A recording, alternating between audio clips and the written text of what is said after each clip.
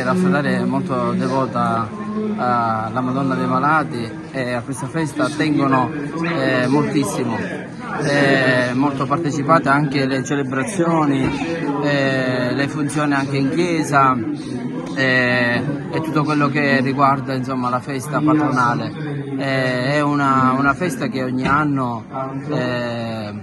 si va crescendo sempre di più a livello di fede e di devozione verso Maria Salute degli Infermi. Tante persone ancora continuano a fare il viaggio a piedi dalle proprie case verso il santuario, verso la Chiesa Madre durante questi giorni di festa, in maniera particolare la mattina presto, ma anche durante la giornata, in base a ognuno come si programma, ecco, di farlo. Però tanta gente ancora, tante persone a piedi fanno il viaggio verso Maria Salute degli Infermi per chiedere una grazia, per chiedere un sostegno, per chiedere la consolazione, per chiedere qualcosa che hanno bisogno.